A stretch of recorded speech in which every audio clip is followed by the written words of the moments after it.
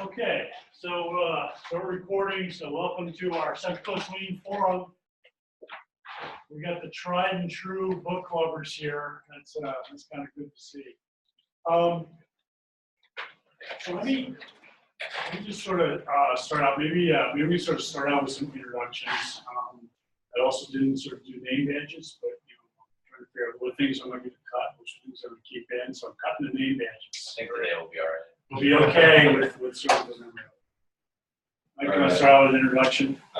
Michael Jobe, the engineering project manager at Sir Watkins. You want to try to speak loudly? Sorry. We're trying to pick up a little bit. Repeat that. Go ahead and repeat it. I'm Michael Jobe, the engineering project manager at Sir Watkins. All right, Scott Windsor, and I am one of the OpEx and project engineers at Zodiac, and I've been doing that for a little over a year, but been in Zodiac for about 6. All right, good. Good to have you here, Scott. Yes. Hi, my name is Adam Brando, and I'm the Learning and Development Manager at Zodiac Aerospace, and we're co-located with the OpEx department. I've gone through the lead training. So learning and development. Yes, sir. Is that like a new position for you guys down in Zodiac? Or is it something you've always had, or was it just now? What's the...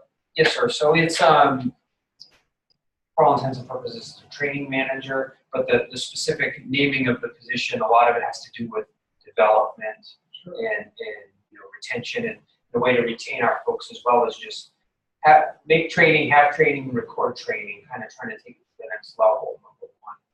And number two, certainly for us, our top training items actually are our lean, white, and yellow belt trainings. Okay. All right. Well, I'm glad to see that. So do you have like a learning and development person at Zern? No. It's just supposed to be in the water, that you guys drink? Yeah. For the most part, we don't have any formalized system. Training pages and stuff like that we fill out. It's called RBS, which is our version of Lean. We have trainings, yellow belt, green belt, black belt. Don't make me have to put this camera like right in the middle of the table for people to hear you. So this... Yeah. Gotta get my conference call. Yeah. Late in the day. Yeah. All right. Yeah, and so we have a bit of a mix of that. Most of it's from a corporate standpoint. Like we had a 7-hour training recently. Oh, cool. What else? Emotional intelligence training, things like that. But it's mostly managed from our corporate company, and we'll fly people out to give one-week trainings or one-day training. Very cool. And is that stuff already, is that visible? It's on a matrix. You say, okay, well, this year we've got to go through this training, and they're going to fly somebody out, or is it kind of driven from their side? And they say, by the way, it's very flavor of the year or trainer. Yeah, and so it's really up to the managers to drive for that, right? We've got to be proactive and kind of demand resources from Rexnord. And if you wait for the corporate to do it, eventually someone will want to have an initiative and say something. But if you're constantly asking them, hey, what training's available, and making sure that your engineers or your whoever get it.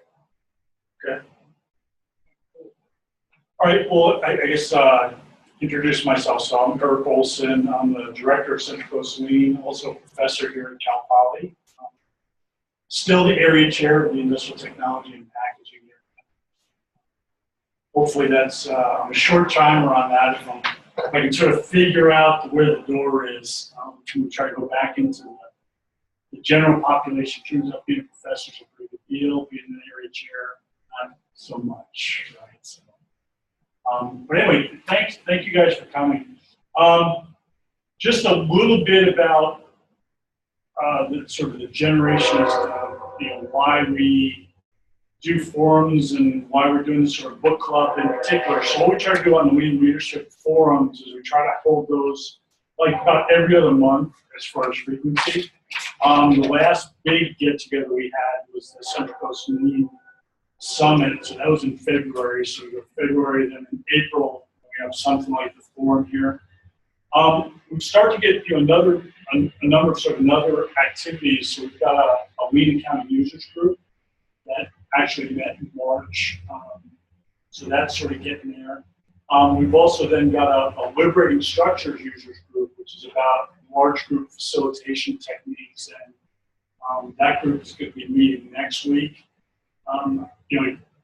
One of the things I've always sort of tried to do with Central Lead is try to kind of keep a spacing between the events, because I know there's some attendance fatigue sometimes at these sorts of things. But I'm trying to let go of the spacing thing a little bit, because it's just too hard to get the separation sometimes. So either they go or they don't go. So speaking of the current forum, it's a go, right? You guys are here. It turns out that Leading Book Clubs wasn't like a big draw. Probably should have a little bit more of the voice of the customer process on here. What was your digital attendance? Like people who said they would come? Yeah, I had like about seven people sort of had responded back. So there was a block of like 7, and then the Zodiac folks sort of jumped in with like 4 or 5 names sort of in addition to that. Yeah, and So, I think we had kind of talked amongst ourselves and said that Adam and I would be a good group to go, because we're kicking off another book club. okay. Maybe 1st, I think was the tentative date, Correct. start date. Yes, sir. We just finished one, and so we decided that we'd go rather than bring Des, Chester, myself, Ramon. Hey man, have a seat, will you? And we just had Dan join us, and we're recording. So don't say anything that be sort of too incriminating or whatnot. You want to go ahead and introduce yourself real quick? Sure. Yeah, my name is Dan Murano.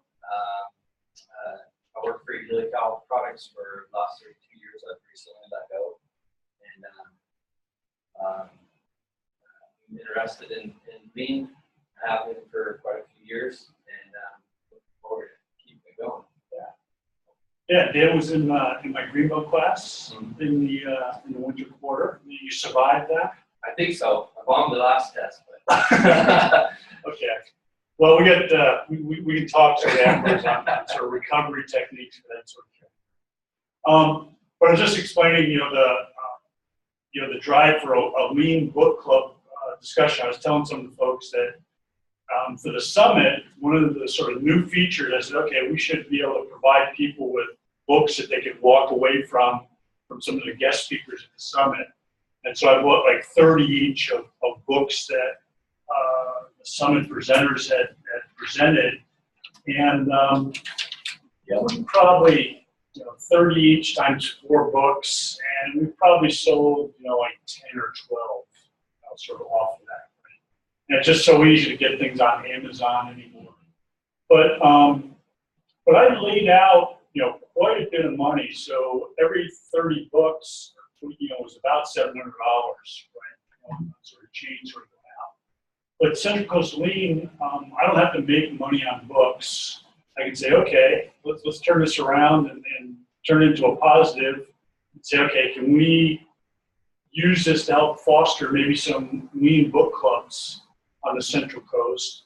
I'd be willing to sort of donate these books, to a cause. And, my sort of big thing is just, well, are they going to do some good somewhere? And if, people actually do read them, they get some feedback as to what, people thought about them, or, what kinds of actions or changes to your organizations, was thought about.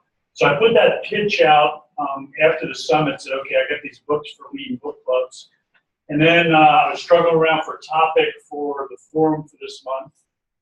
And said, well, let's talk about book clubs. What works, what doesn't work, and use that as a way to maybe relieve my inventory level here a little bit and build some interest and excitement about this.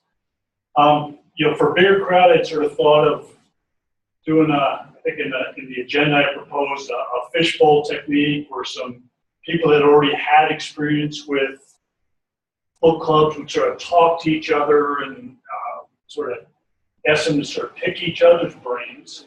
but since we're such a much a smaller group, and I think maybe we just sort of go around and talk about what our experience is with book clubs, just to get sort of that experience level, and then maybe talk a little bit about how we go forward. If you guys got some recommendations on how to support book clubs on the Central Coast or make this better, I'd love to hear that. So, you guys sound like you do book clubs at Zodiac kind of on a regular basis. What's the history? What does that look like? Or So when I first started, Matt Weber, right. So I would say that Matt was kind of the catalyst for us when I first started. He had read Toyota Kata and some other, a lot of these other books and good things to say about him. And so I think he's really the one that kind of kicked it off for us when we were manufacturing engineers just starting off. And I would say it was a little bit more required. Hey, this whole group is doing this, and it's kind of siloed in that it was mostly just manufacturing engineering. And we had good discussions, and we would read once a week, and it was all fine and dandy. But did you guys buy lunch for that, or what got people to come? Was the manager ordering people to come? Well, so I would say there's a few things that play there. There's number one, our manager, our boss was telling us to do so, and we were all 1 year or less of experience in that. Okay. And then eventually our CEO kind of jumped on board and made it mandatory. If you didn't read it, then you got kind of chewed out. And I do believe that we had, at the very least, we had snacks and stuff, but it was usually during the lunch hour, so I think we did actually have lunch. Okay. Fast forward 4 years, and I don't think we had any other book clubs. Just until recently we read Leaders Eat Last. Adam actually led that one, so let him talk about it. But definitely a significant change from our first book club in that smaller group and volunteer basis. If you were there because you wanted to be.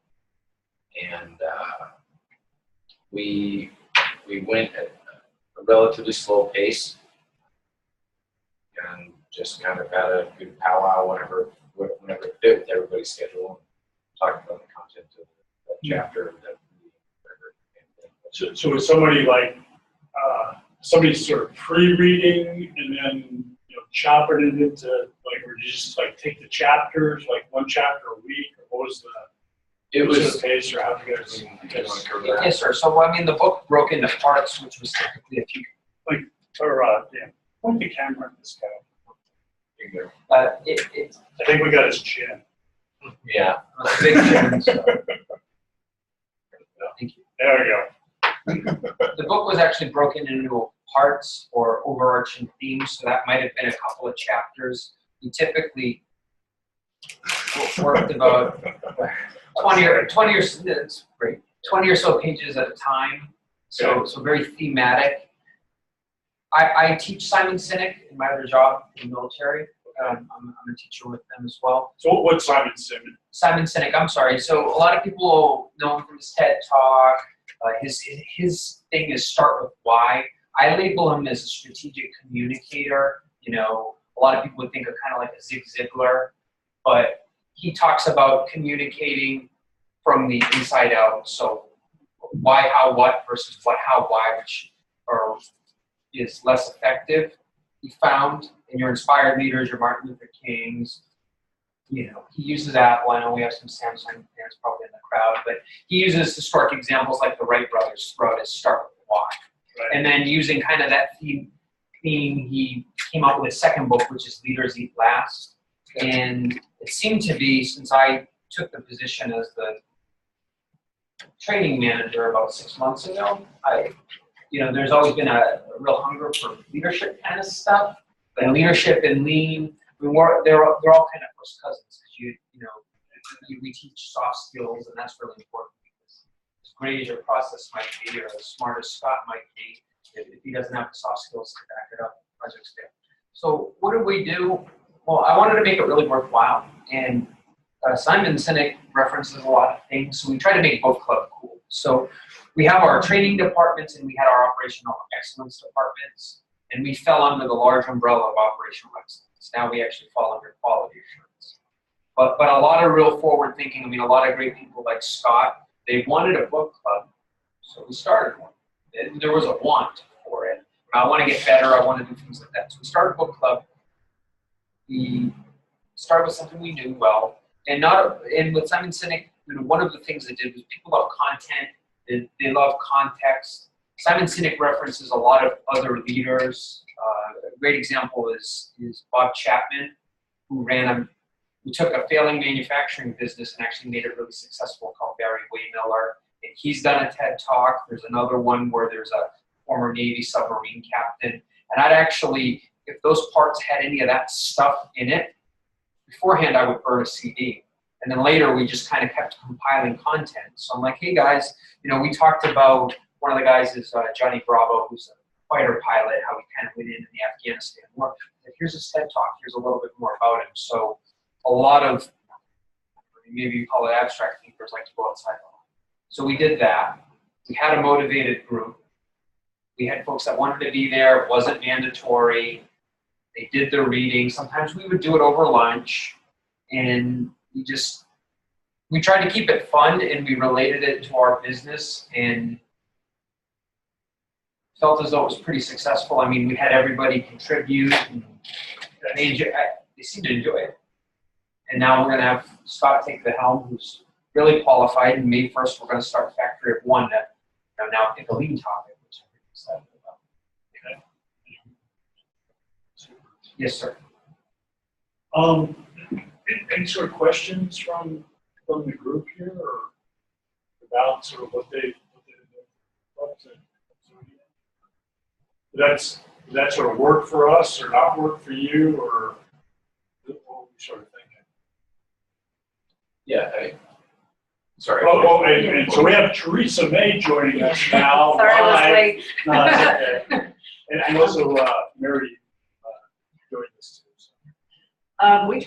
So I'm in ITS, and there's a great book out there that's called The Phoenix Project, which is a novel, to make it fun, about a guy who takes over this company on day one, and he's trying to save the company. Is going to go under if they don't finish this project, which is the Phoenix Project. And it goes through on how the company is performing, and he's trying to find out, how much work is in flight, and nobody knows what the projects are, and nobody knows who's doing what.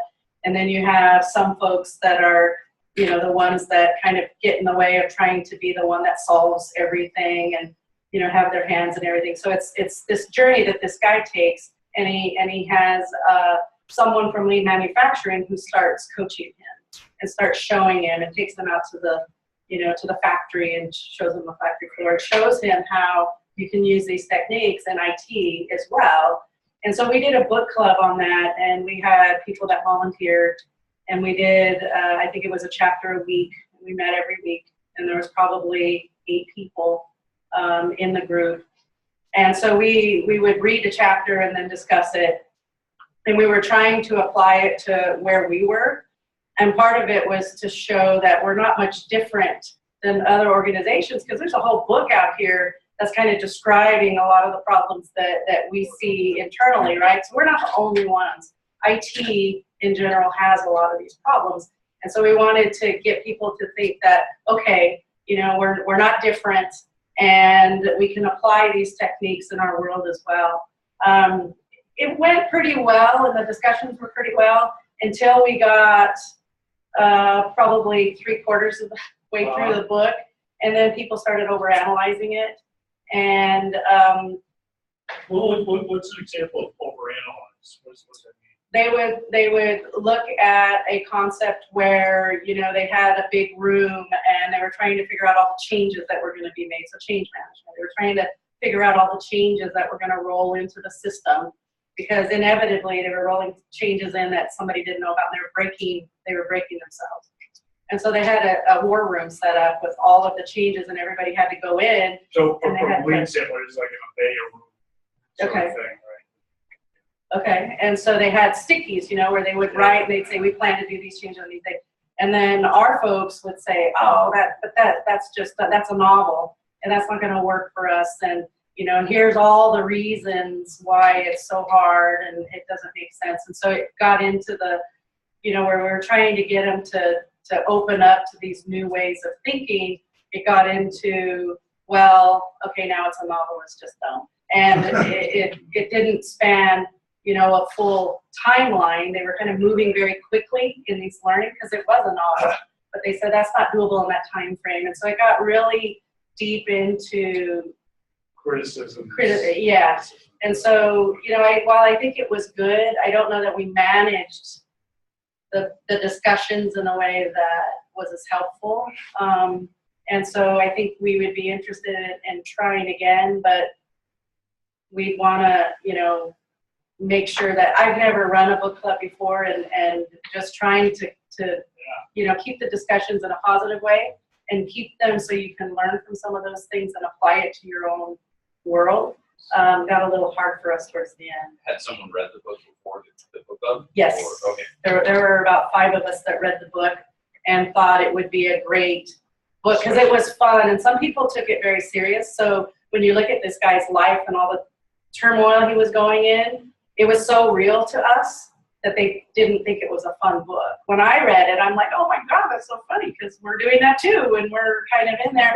And so half the group, they very took it like, oh my gosh, that's not fun at all. That's so real. That's not fun at all. And it's like, oh, okay. So just trying to manage some of those expectations, I think. Yeah. So it sounds like there's some things there about sort of book selection. So if you select the book that has sort of a progressive, I think a lot of, you know, sort of those lean fable books are sort of like that, right? They start out with a terrible factory, and then they're going to a good factory. So 3/4 of the way through there, you know, you've kind of, you know, lost the person's ability to sort of imagine what that looks like for their organization, right? Yeah. And you're kind of losing them a little bit. So just a question, did anybody facilitate the discussions, or was the 5 people that sort of had read it, you know, were they sort of spurring things on, or? We picked one of the people that read it led the book club, and then myself and another person that also read it were part of the book club. Okay. And so we tried to. So did you like spike the conversation in? It's like, okay, here's a question, just to get things going, right? Like, what do you guys do to like get the conversation started? I mean, usually we'll go kind of page by page, or chapter, section by section, and kind of kick it off with, you know, does anybody have anything to say about this? And if nobody's got anything kind of that they want to jump, you know, into the conversation with, then I would say that, you know, Adam or myself or Desiree or Chester is usually pretty good at kind of picking it up and getting it going. But I mean, you definitely need a facilitator. Otherwise, fall flat. And we had a couple of quiet, we kind of brought partway through, I actually got a new training coordinator in my team, and we got our new book club together as part of the family and just catching up. But for a while she was quiet, so we'll call on them, but not in a bad way, but just try and make sure that we get everybody's input. And even if it's something where they couldn't relate it to Zodiac, maybe something they had seen in the professional life otherwise. And I think that was. Do you try, when you go through these books, do you try to map it to your reality as you go, or intermittently? Yeah, I mean, I would say definitely. We're trying to. The last book was a little interesting because it's less based on action and more about How to think of things. Yeah, you know, and it's just kind of very high level and all this stuff. So thinking about it in terms of our business, I mean, sometimes the conversations left that, and you know, even went towards our personal lives, but we definitely try and scope it to the reality of the business that we're in, and we do get a lot of discussion that comes back to people's previous experiences. Or, you know, I was thinking about the person that he had mentioned, Rachel. She had brought up some examples from when she worked at a jeweler, And it's kind of neat to bring in some different perspectives. But definitely trying to scope it through. We had some good discussions on ours. What we did was we said each week for people to bring a favorite passage or favorite part of the book, something that they related to or found very interesting. And then each person would say, well, Whip is the silent killer was part, work in progress. And so then somebody would bring that and then we'd say, okay, we talked about it. And we'd say, well, yeah, how much Whip do we have going on? And so we tried to do some of that, and we would also call on people because some of them, there were a couple of people that were really quiet and they wouldn't, unless you tried to engage them and get them to talk. So I think some of the discussions were really good. And then it got into how they would fix it. Well, here we do it this way, yeah, they don't know we do it this way. But they were really good discussions, I think, in our book club as well. I remember the class I've had, and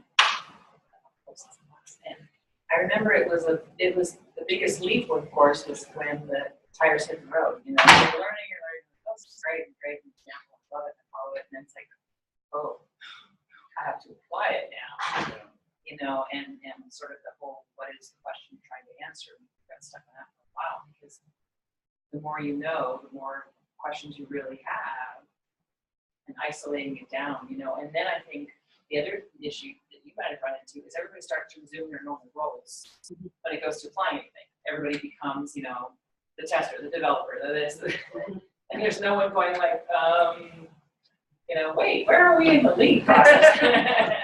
Everybody's like, yeah, that's a challenge. I mean, one of the biggest things, the best things that we did is we hired a guy from manufacturing to come in to be part of our lead team, and he worked with me, and it's always pushing the boundary of, oh, we're different because we're IT people. Well, are you really? And it brings them back, and yeah, so we've made a lot of progress. That sounds good. That's maybe good. Oh, it's just huge. To bring in that Yeah, outsider. it's the outside, because when we were first interviewing, one of the things we said was, one of the nice things we wanted was somebody with some IT experience. And then he was our top candidate. He's like, but he doesn't have any IT experience. How's that? And we decided to go anyway. And it was the best choice we've made, because he doesn't know anything about IT. He's about manufacturing, but he challenges us every day. And so he's learning how to apply in our world the things, from the other side. So before, any other book club experiences? And I guess it doesn't even have to necessarily be at work, right? Because people have threatened to have book clubs in my personal life. I've managed to avoid them somehow, not a book club person, but some people seem to love that stuff. They're doing a different novel every week or whatever. So, any other book club experience at work or otherwise? We have a loose-ish one concern. And I think one of the kind of things that we struggle with is action versus what's your value add? Is it the action taken from reading the book, or is it the mental development? Because you want to show some sort of physical change in the workplace, but at the same time, sometimes you can't get that to happen until you kind of change the minds of people. Right.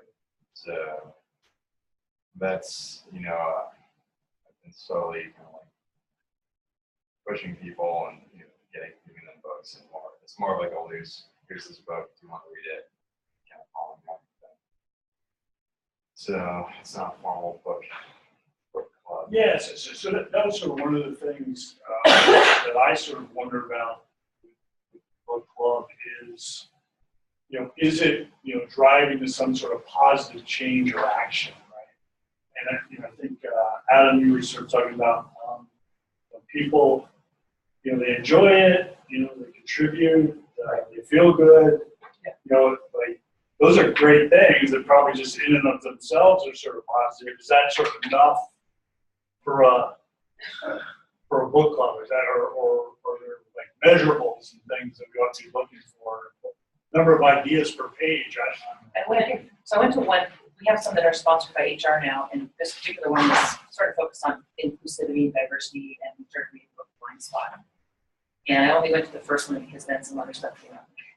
And apparently it dropped off quite a bit after the first meeting. There was three.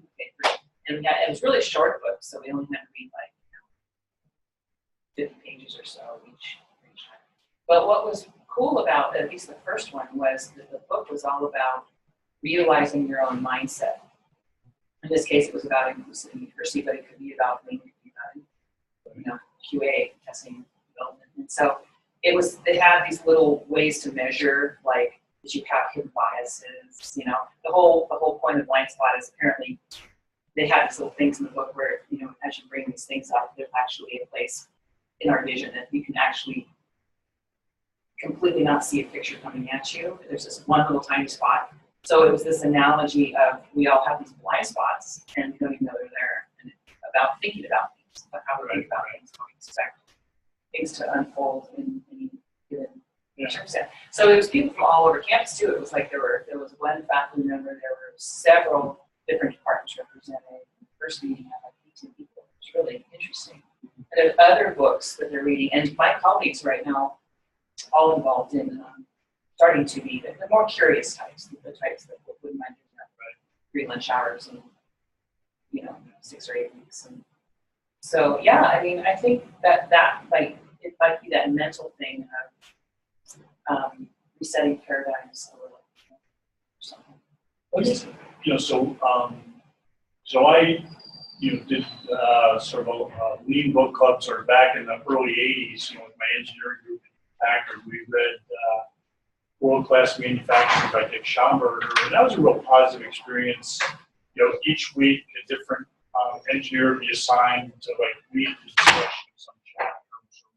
And we would read the chapter and we'd run back to our cubicles and do something, sort of representative of what we're reading about the book.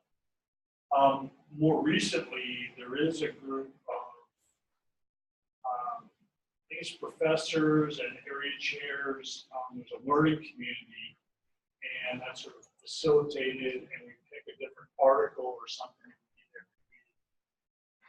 because higher up you get in an organization, the harder it is to get people to read like a whole book, or the fact that you're going to be there like every week, for 12 chapters. Not such a sure thing. I guess the thing I really enjoy about it, to me, it kind of doesn't really matter so much what the topic of the book is, but it's, we're together, we're going to talk about something interesting. It's kind of a little to me, well, that's nice. I understand the concept of the book. What are you doing? What are you doing? Oh, you do that? What do you do, right? So being able to, maybe it's sort of building a common mindset or a common way of thinking. And I think that for us at least is where I see the value. I mean, I would say maybe more so when we start Factory 1. I haven't read it yet, so I don't really know what to expect. But I feel like Factory 1 was more tangible things to go do. But this Leaders Eat Last that we just read, I feel is more of kind of a mental growth type of thing. Let's get some alignment on our gripes and our successes and talk about it and relate it to the book. And are we going to go out and actually act upon it? Well, does it so is your experience, or do you think that's going to create sort of maybe a touchstone for the organization, right? So there was those catchphrases or something that people remember. Is that going to be something that you think is going to carry on? I would imagine that'd be the case, right? In some cases, when actually Des and I were talking to one of our team members, we referenced something in the book because we had to have a discussion. And, I mean, for me, it's, non-attribution setting, I would say our morale is low, the company's hurting, and you need almost these like little, as Simon Sinek would say, circles of safety, groups of people that you trust. And there are so many negative things that happen that in a way this was almost like a good healing event. Yeah. And we had a good, I'll almost call it a proof of concept that it works and that it has positive results. And that, in our case, you have to take it further. Like we have a training newsletter. We broadcasted it out now. And we have some other folks not in our immediate department that are going to join. And we're going to go over that and we're going to try. And a lot of it's just, doing the prep work beforehand. And I I use some of the training tip or the training tricks where, like, if anybody's familiar with like learning styles, well, a common one is called the VARK. People tend to learn with their eyes, their ears, their mouth, their kinesthetic, hands-on learning. So we try to have things that spark that. Handouts, you know, in some cases we watched a TED Talk, or we'll have material to hand out. I ran my girls through the VARK. One of them is a strong auditory learner. She actually watched had the book on an audio book. So just having those other options, because she was struggling with the book a little bit, we switched her to the audio format. So in some ways facilitating that as well, like all the mechanics too, was a great thing. Yeah, I find a good thing for me is I don't read very many books anymore, but I do a lot of books on tape. So I'm going hiking and things, you know, I have it on my iPhone and, you know, I'll listen to, you know, books and sort of do it that way. It's a good way. I also, you know, if there's a book that I really want to own, right? And so, okay, I want to have this concept at my command when I'm sitting in front of students or a group. I'll listen to it like 2 or 3 times until I get some of the stuff sort of really down, and sort of helps me. Kind of along the same vein. The only thing I kind of wanted to ask, and kind of leading question on my part, but you know, when you guys do book clubs, are you encouraging people to treat the book as their own? You know, go ahead and write in it and highlight things, all that kind of stuff. I feel like that for us is one of the most important parts. You know, that maybe the auditory stuff, I feel like you might forget, like you're saying, you got to listen to it 3 times, and then you can start to understand it. Well, and I also don't have the highlights or any of that stuff too. So We gave her a written copy. Exactly, so where it was, I heard it. We gave her a written copy to make the Oh, yeah. Dan, you've been kind of quiet on this sort of thing, or you kind of I sort don't of have an experience with the book club that I can relate to. Concept of audiobooks. I drive a lot, so I like audiobooks. The problem is I want to pick something out of a book so I can see how I can apply it. Next thing I know, 10 minutes have passed, and I'm like, where did I leave off the book? So I do like having a hard copy along with the audio. Right. To make up for driving time on something and go back to the book. I mean, I always like, I get an audio book, and especially if I like it, then I want to go back and make sure I get the hard copy, because you need to have some sort of hands-on show. Get everyone Kindles. Yeah. The audible version too. Yeah. For Blind Spot, they gave us all a copy. It was a little feedback, and they made a specific point that we could write in it because there were some assessment tests part of it, which was the best part of all. The most engaging part of all was, you know, taking your own little assessment test, and then you could more or less treat it a little bit better. Yeah. Once you knew that you know, wow, look at what I figured out here, and then it's the old, like in class, you know, have 2 people talk to each other and come up with a list of ideas and have a class discussion. Everybody spent some time there. Well, yeah, and that's what I was going to say too. One of sort of the intersections, I think, for me on this, and sort of hearing about this versus like how I've done book clubs in the past, I think the liberating structures approach, you might say, is okay. Everybody, you know, silently reflect to yourself, you know, for a minute. You know, what were some of the key points that you got out, or things you want to say? Maybe jot them down. So it's like introvert time. Then, you know, turn to your friend, right? And then fours, and then like a whole sort of big discussion. So that you don't have those sort of quiet pockets of people, you know. So you're sort of integrating some of those sort of larger group facilitation techniques. So one of the things I just handed out, you know, in my spirit of sort of just in time preparation for these sort of things, I Googled best practices for book clubs, right? And I, you know, sort of came up with this. There's a website that's called Book Club 101, and you know, so they came up with these 3 things: have a systematic book selection process. So I guess, you know, your boss can pick the book, right? Which sounds like that's kind of the experience that we've sort of had, you know, sort of so far, but maybe you want to sort of rethink that a little bit. Let book club members, you know, share their knowledge and experience, so the whole sort of tying in. It's not necessarily about the book, right? Figuring out what the author was trying to say.